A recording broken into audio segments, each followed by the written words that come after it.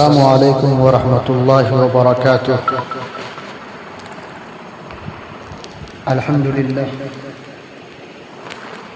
الحمد للہ رب العالمین،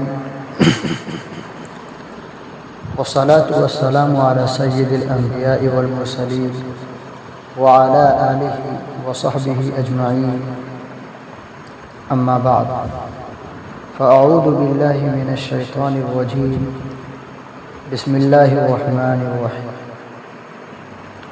واعتصموا بحبل اللہ جميعا ولا تفرقوا واذكروا نعمة الله عليكم إذ كنتم أعداء فألف بين قلوبكم فأصبحتم بنعمته إخوانا وكنتم على شفا حفرة من النار فأنقذكم منها كذلك يبين الله لكم آياته لعلكم تهتدون۔ صدق اللہ العلی العظیم۔ حضرات گرامی اور سامعین کرام، آج کے اس پرفتن و پرآشوب دور میں مسلمانوں کو تباہ و برباد، نیست و نابود کرنے کی کوششیں ہو رہی ہیں۔ عالمی پیمانہ پر مسلمانوں کے خلاف تحریکیں چلائی جا رہی ہیں۔ ہر ملک، ہر خطہ میں مسلمانوں کے نشیمن کو اجاڑ کر نظر آتش کیا جا رہا ہے۔ مسلمانوں کی بہو بیٹیوں کی عصمت دری کی جا رہی ہے۔ مسلمانوں کی عظمت و تقدس کو پامال کیا جا رہا ہے۔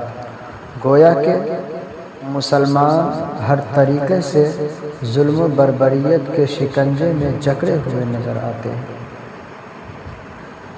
لیکن یہ سوال پیدا ہوا کہ آخر مسلمانوں کو اتنے برے ایام دیکھنے کو کیوں ملے؟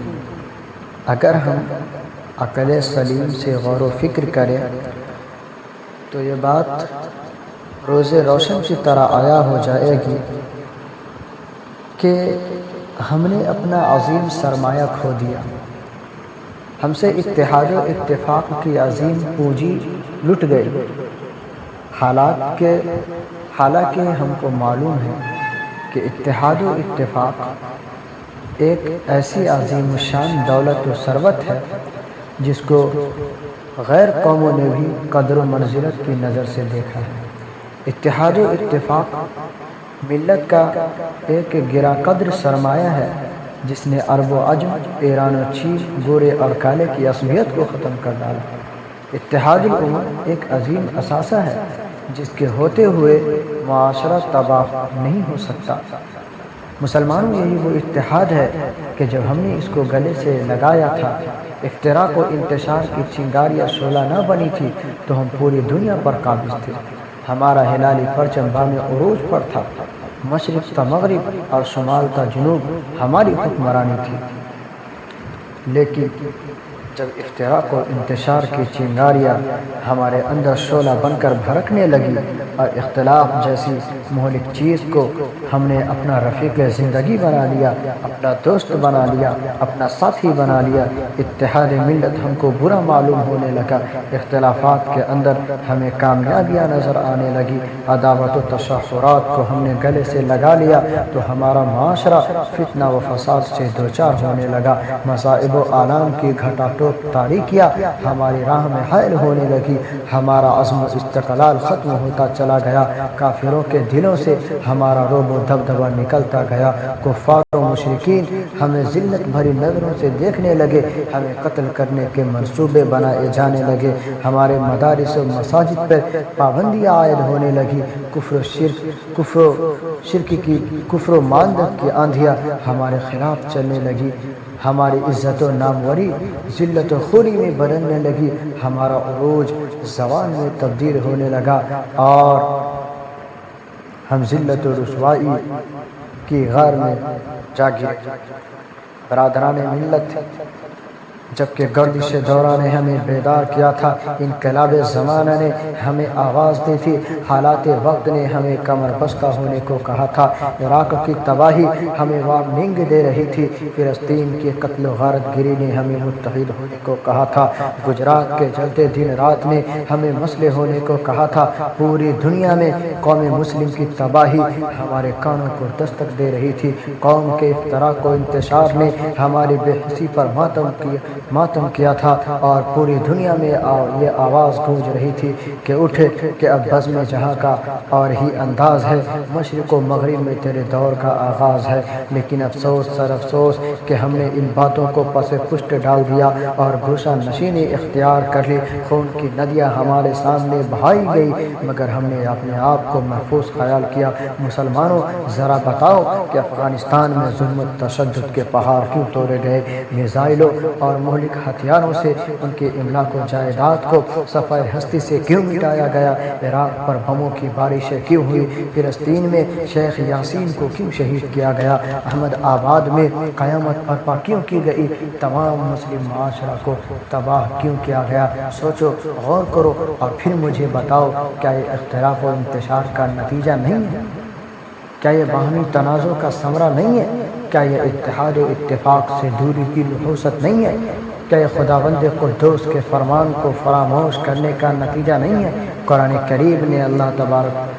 کریم کے اندر اللہ تبارک و تعالی ارشاد فرماتے ہیں وَلَا تَنَازَعُوا فَتَفْشَلُوا وَتَذْهَبَ رِيحُكُمْ، کہ آپس میں مت جھگڑو ورنہ کم ہمت ہو جاؤ گے اور تمہاری ہوا خیزی ہوگی، مخالفین کے قلوب سے تمہارا رعب و دبدبہ نکل جائے گا، تمہارا وقار ذلت و خواری میں بدل جائے گا اور تم ذاتی طور پر کمزور ہو جاؤ گے اور تم بزدل بن جاؤ گے اور تمہارا نام و نشان اس دنیا سے مٹ جائے گا۔ شاعر مشرق علامہ اقبال رحمۃ اللہ علیہ نے اس کا نقشہ یوں کھینچا ہے، نہ سمجھو گے تو مٹ جاؤ گے اے ہندی مسلمانوں، نہ سمجھو گے تو مٹ جاؤ گے اے ہندی مسلمانوں، تمہاری داستان تک بھی نہ ہوگی داستانوں میں، اے ملت بیضا کے جیالو، آقا انعامدار تاجدار مدینہ سرور دو عالم آقا مدنی جناب محمد رسول اللہ صلی اللہ علیہ وسلم نے اپنے پاک ارشادات کے ذریعے باہمی اتحاد و اتفاق کی دعوت دی ہے اور باہمی نزاع و اختلاف سے روکا ہے۔ ایک اور موقع پر آپسی جھگڑے اور اختلاف کی ہلاکت کی آفرینی کو بیان کرتے ہوئے فرمایا، یہ حلقہ ہے یعنی مونڈنے والا ہے، میں یہ نہیں کہتا کہ یہ سر کو مونڈنے والا ہے بلکہ یہ تو دین کو مونڈنے والا ہے، جی دین کو مونڈنے والا ہے۔ اور اجتماعیت اور باہمی اتحاد و اتفاق کی اہمیت کے بارے میں فرمایا، المسلم و اخو المسلم، تمام مسلمان آپس میں بھائی بھائی ہے۔ اے مسلمانوں، جب تک ایک دوسرے کے ساتھ ہمدردی کا جذبہ پیدا نہ ہوگا، اتحاد و اتفاق قائم نہیں ہو سکتا۔ اے ملت اسلامیہ کے نوجوانوں، آج بھی نفرتوں اور تنازعات کی خلیج کو دور کیا جا سکتا ہے، غلیظ کو دور کیا جا سکتا ہے، عداوت و تشحرات کی دیوار کو منہدم کیا جا سکتا ہے، آج بھی باہمی الف و محبت پیدا کی جا سکتی ہے، لیکن شرط یہ ہے کہ ہم قرآن مجید کی للکار کو سننے والے ہو جائیں، احکام نبی پر عمل پیرا ہو جائے۔ اے لوگوں، دیکھو ہم مسلمان ہیں، قرآن پر ہمارا ایمان ہے، فرمان رسول پر ہمارا یقین ہے، رہبر ہمارا قرآن ہے، دین ہمارا اسلام ہے، خدا ہمارا ایک ہے۔ تو اے مسلمانوں، آؤ اپنی زندگی سے نفرتوں اور تنازعات کی دیوار کو منہدم کر ڈالیں۔ قرآن کہتا ہے مسلمانوں، ان هذه امتکم امۃ واحدہ، مسلمانوں جب قرآن ہمیں ایک کہہ رہا ہے، فرمان رسول یہ ہے کہ ہم جسم واحد کے مانند ہیں، تو ہم میں یہ اختلاف کیوں؟ حضرات سامعین کرام، اس بات کو ذہن نشین کر لیجئے کہ جس قوم و ملت نے باہمی اتحاد و اتفاق اور یکجہتی کو اختیار کیا، گلے ملنے اور بھائی بھائی بننے کو پسند کیا، وہ ہمیشہ فوز و فلاح کے بلند و بالا مقام پر نظر آئے۔ فتح و ظفر نے ان کی قدم بوسی کی اور وہ کائنات کے چپے چپے ذرے ذرے پر چاند کی طرح چمکے اور سورج کی طرح روشن نظر آئے۔ دردمندان ملت، پھر آپ سے ایک سوال ہے کہ اختلاف و انتشار جیسی مہلک چیز ہمارے اندر کیوں پیدا ہو گئی؟ ہم منفرد کیوں ہو گئے؟ اتحاد ملت کو ہم نے برا خیال کیوں کر لیا؟ اتحاد جیسی عظیم دولت ہم سے کیوں اٹھ گئی؟ ہمارا اتفاق افتراق سے کیوں بدل گیا؟